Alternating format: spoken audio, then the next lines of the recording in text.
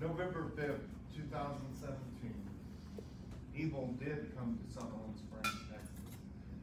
We're a little bitty small town, 600 or less, total population. And you know, somebody said, you know, a Texas Ranger told me, he said, if we would have known 2 weeks ahead of time that someone was going to come in and shoot up a church in Texas, Sutherland Springs would have been the last place we looked. But on November 5th, 2017, I was home. And I decided to stay home from church that day. Normally I went 35 miles into town to church. But I was going to start my on-call at the hospital where I worked as a maintenance plumber.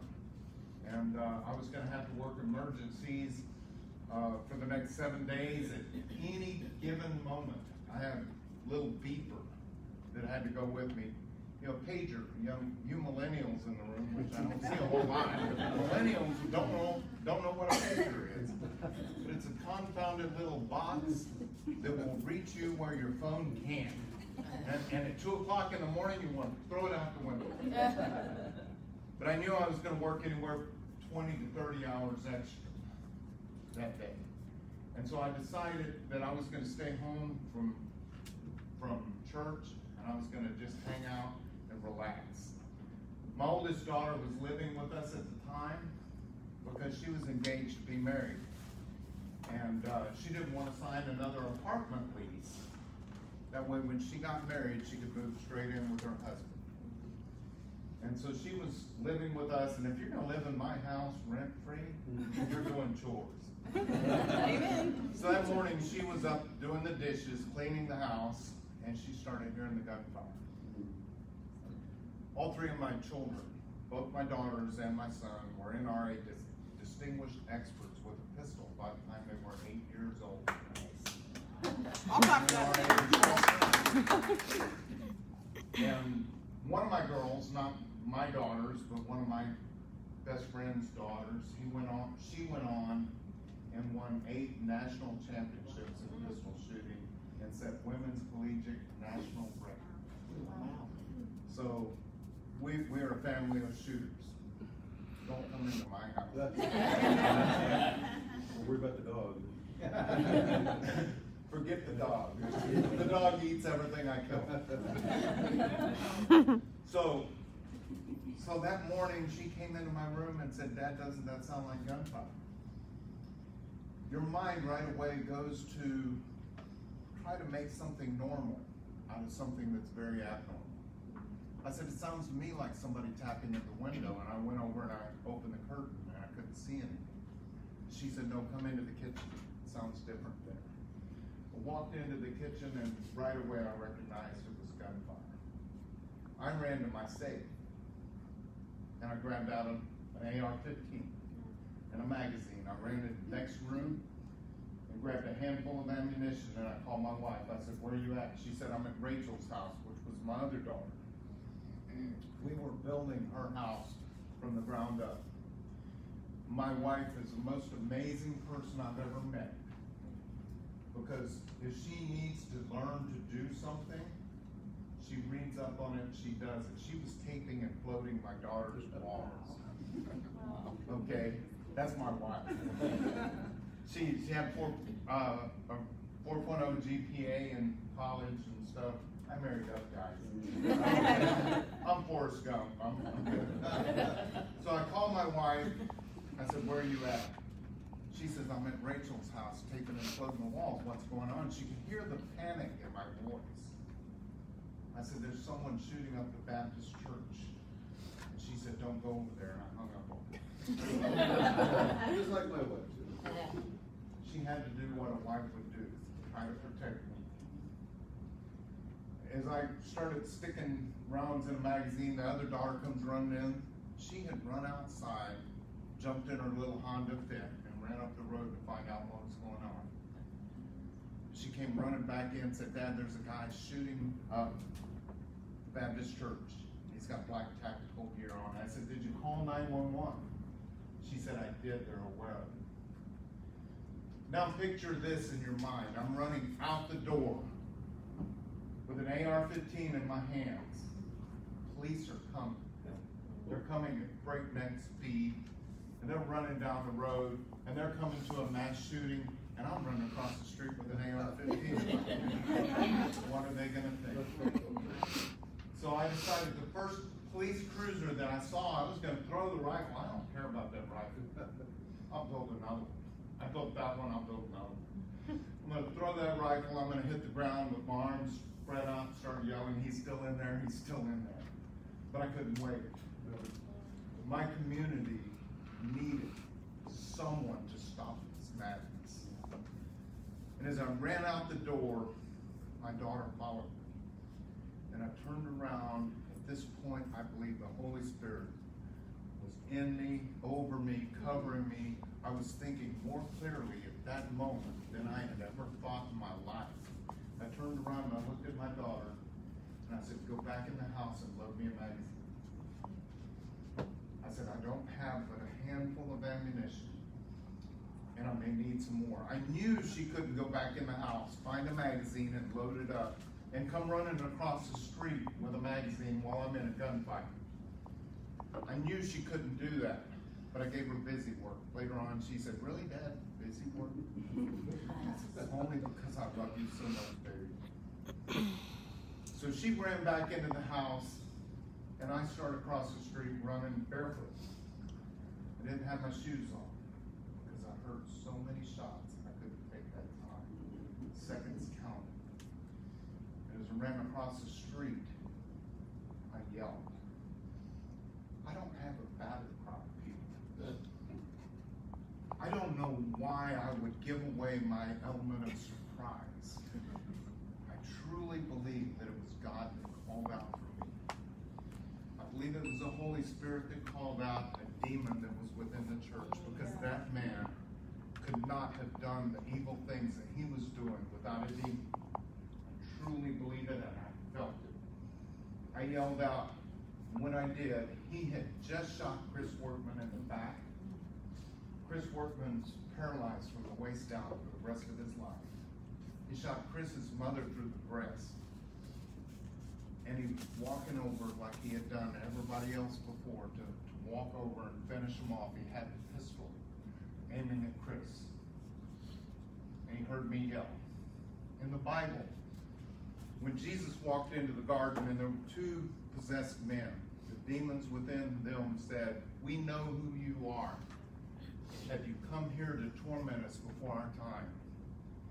Jesus drove them out into the pigs. I believe that was the same voice that cried out for me, that called that man out.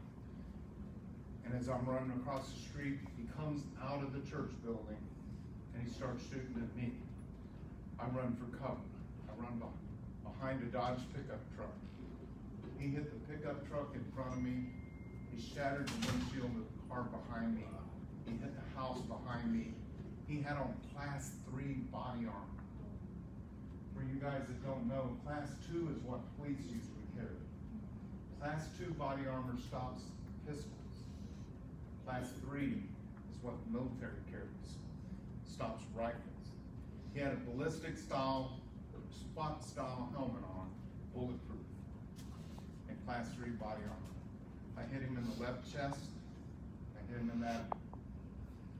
The reason I know that is the coroner's report says he had contusions.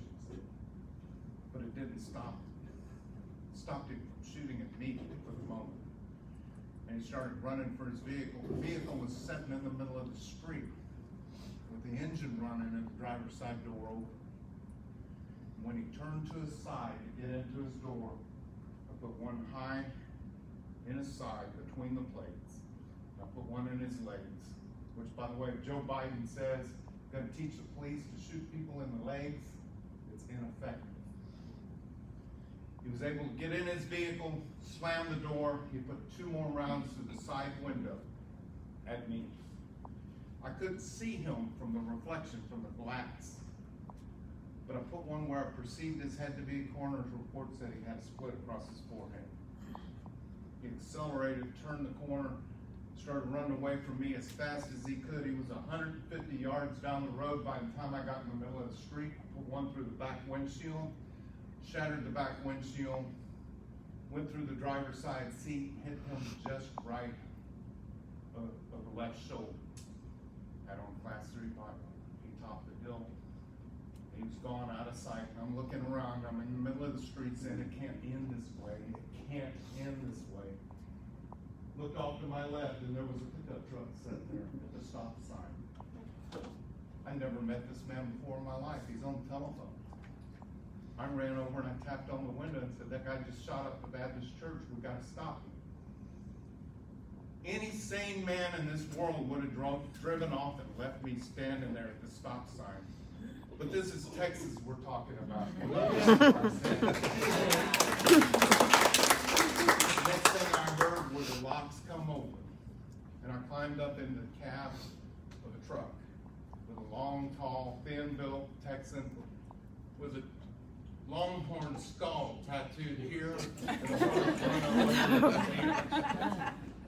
Got a white western hat on and a buzzard feather sticking out of it. And a toothpick hanging out of his mouth. He never lost his toothpick. John, I didn't know his name, but I climbed up in the cab and he never said a word to me. He just turned the corner and we're off driving down the road, doing over 95 miles per hour. Chasing someone we didn't even see when we started, just running in that direction. And he's talking on 911. Holy Spirit says, okay, now's your time, you need to check your magazine. I dropped the magazine, I got one round at the top of the magazine, one in the chamber. Got 2 rounds left, and he's still got on Class 3 body armor. I'm like, oh, this is getting serious. Put that magazine back up and told Johnny, I said, tell them hurry, hurry. I got 2 rounds left. I never wanted to see red and blue lights more than that moment. I wanted to see them bad. I support our police department, by the way. Like you can't believe. Men and women coming running as fast as they can to help. Where are they? So we're blasting down the road and we're telling 911, we're right into dispatch. We don't have a regular 911. We're talking to dispatch. We're telling them crossroads, where we're at. Don't go to the church. We're here. We're chasing the shoot. We're crossing roads and look way up the road. There he is. Gray SUV, back windshield knocked out. That's him. We're catching him. My shots must have mattered. I turned and I looked at Johnny. And I said, if you catch him, you're going to have to put him off the road.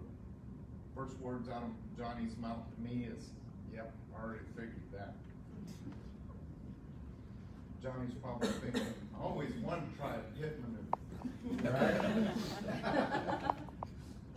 So we're starting to catch him, and as we're approaching him, he starts slowing down and he goes off into the bar ditch. And he stops with a curb sign in front of him, not the bar ditch, and Johnny pulls up behind him and stops on the pavement, off on the shoulder. This is the moment of truth. Reached down and opened the door with my left hand, stuck the rifle through the window with my right, started to step out. I was going to use the door as a shield. Before my bare foot hit the pavement, he accelerated to get the sign in front of him, flipped over the car, he went right back up on the pavement. Boy, I barely got my foot in the door before Johnny was off chasing me again. We ran another 3/4 of a mile up the road, and this time he swerved off to the left-hand side of the road, over the curve, through a fence, and about 50 yards out into a field and stopped. Johnny stopped up on the road, and I told Johnny, I said, just get down below the dash. Get down out of bullet range, stay down below the dash. And I get out and I put my rifle across the hood and train my sight on that driver's side. And Johnny did whatever a millennial would do. He got out of the truck.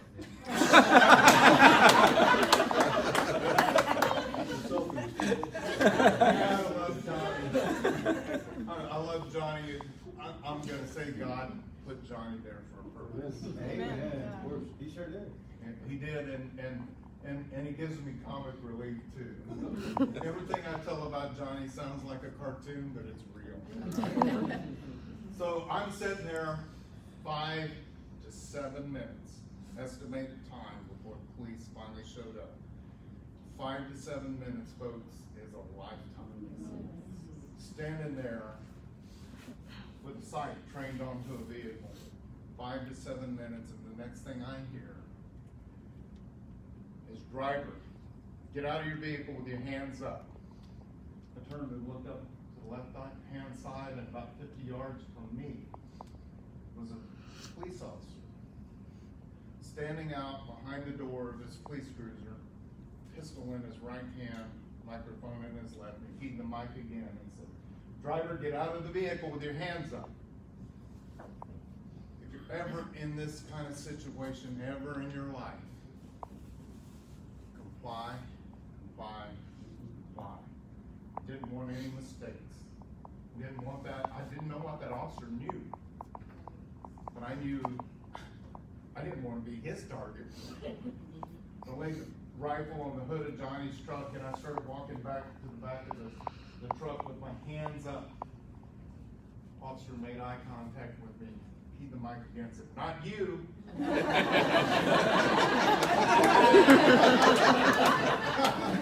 That officer gave me more respect at that moment than I ever expected. I went over there, I picked the rifle back up, put it back. I had 2 rounds left. I was at 50 yards. He had a pistol at 100 yards. I still had the advantage, and he wasn't done with me. So I sat there until 5, 6, 8 more squad cars showed up. And this time they were getting out of their squad cars, going to the trunks and pulling out AR-15s. I'm like, okay, I am done. Done. Don't care what anybody else thinks. I drug the rifle off, and this time I put it on the toolbox behind Johnny's cab. Now I'm standing there with my feet trying to get them in the shade. November 5th, 2017, it was 90 degrees that day. I was barefoot. My feet started cooking. 45 minutes I waited. 30, 45 minutes I was waiting. Trying to think, what are they doing? Are they waiting for him to bleed to death? I'm okay with that. But I just kind of like to know. By this time I could see 200 yards down the road, they set up a fire truck blocking traffic, and I could see my wife's car. She didn't know what kind of condition I was in or anything else. I'm thinking, okay, I gotta run back to the police line. And so I started to run. They said, no, stay where you're at. We'll bring up a police cruiser. They brought up a police cruiser for me to kind of squat down and run back, use it for cover to get to the police line. I get back to the police line, and I said, officer walked by. I said, can I go back to my wife's car? No, sir, you need to stay here. Can I call her? Yeah, you can call her. He kept walking. I said, can I use your phone? He said, you don't have a phone? I said, no, I got no shoes. The phone was the last thing I was worried about. Can I use your phone? Yeah, sure. So I called my wife. And she said, well, you can have my Crocs. They're not going to fit. My heel's going to hang out. But okay, I'll take whatever you got. I asked the officer, I said, can I go get her Crocs? No, you need to stay here. I said, can she come down? No. I said, but my feet are hot. He opens up the back of his police cruiser and said, we can sit back there. I'm like, I'm good. Not a problem. I asked several officers that always their response was really bad. They couldn't tell me names. They couldn't tell me numbers. They were just saying really bad. It's really bad. 26 people died that day. 26 people, you got called to heaven that day. Every one of them worshiping their Father as they went. But let me tell you something else. Julie Workman. Remember I mentioned her? She got shot through the breast. Her son's laying there on the floor, paralyzed. When the shooter left,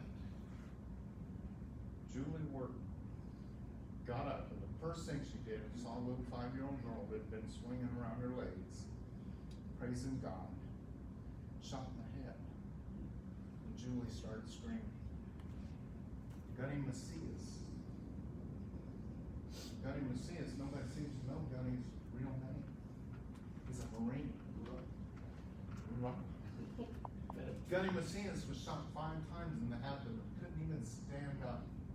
Barked at Julie in his best Marine voice. Julie, wake up. You were made for this moment. None of this took God by surprise. Go about your duty. Do what you're here for. She started tying tourniquets and saving lives within the church, bleeding from her own wounds. Gunny Macias yelled out in a booming voice, "Hallelujah, hallelujah, even in this, praise God." And a little 7-year-old girl said, "Gunny, I'm scared." Gunny Macias started singing "Jesus Loves Me" with that little 7-year-old girl. What a Marine. What a man. Hoorah. I'm not a Marine, but Zach Poston was shot 7 times. He was 17 years old at the time. His senior in high school. Signed up to be a Marine.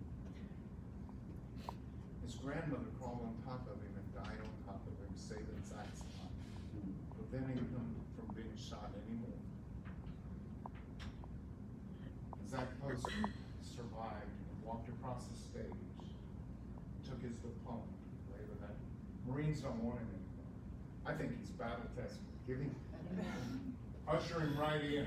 Forget boot camp, just make him a Marine. He's already battle tested. And I guess what I want to say today, what a recurring theme when I speak is when God calls, answer the call. People said, well, when God calls, you can always say no. I don't want to end up in the belly of a fish. I know that story. And as interesting as it is, I don't want to experience it myself.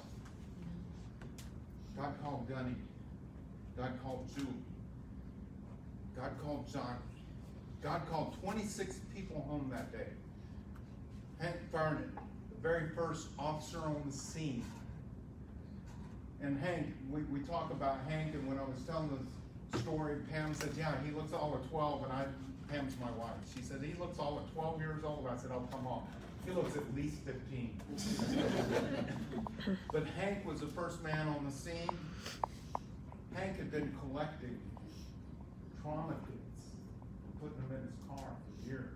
Out of his own pocket, he was buying trauma kits.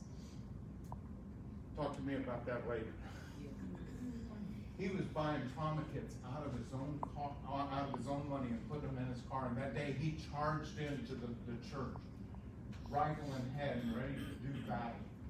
When he realized the shooter was gone already, he went out to his car and pulled out trauma kits, with tourniquets, Israeli bandages, clotting material, and started handing them out and saving lives before the first EMT showed up.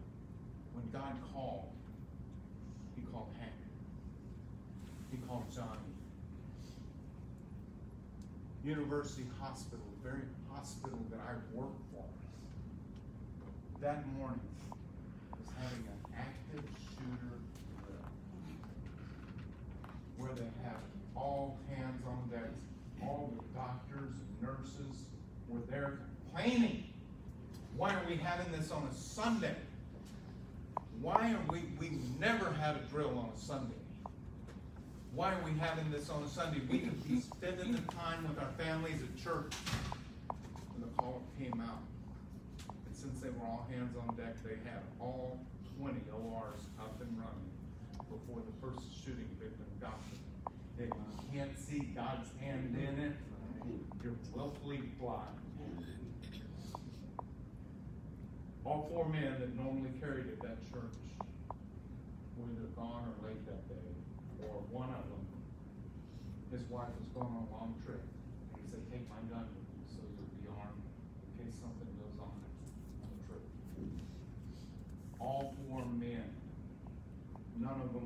except that one. And he didn't have his gun, and the devil said, today's the day. And God said, but you forgot about my servants. I believe God called me at that moment, trained me for that, and made sure that I was the one, because of my training, that faced that shoot. That all to be said, I'm from Sutherland Springs, Texas. I love my community. During the recent freeze, I got a call from my video guy. He said, hey, I'm thinking about going out and cutting up a bunch of firewood and offering it. Just come get it. Keep everybody warm. That's what we did. And when the thaw started happening and pipes started bursting and stuff, I was like, I'm a professional plumber. Called up a buddy of mine and said, hey, you want to take a little tour around town? Sure.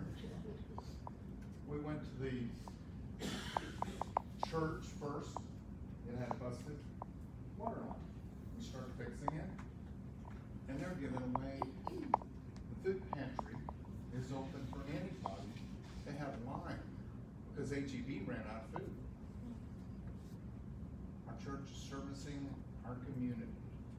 And as I'm walking past, a lady said, can you help me with my plumbing? Sure, here's my phone number. I got a bunch of calls. Here, call me. And I didn't know it. She passed it down the line. Okay, we're good. My community knows when you need help. People in the city say, oh, I'd never want to live in a place like that. They always have their nose in your business. If you ain't got bad business, that's not a bad thing. They came to my door when I was a struggling father of 2 baby girls, and I'd been laid off work. They came to my door before I knew I needed to ask for help, and they knocked on the door with a basket of food. That's my community. Mayberry, USA. Come visit us at First Baptist Church, Sutherland Springs, Sunday. Come see what God's doing. Thank you guys very much.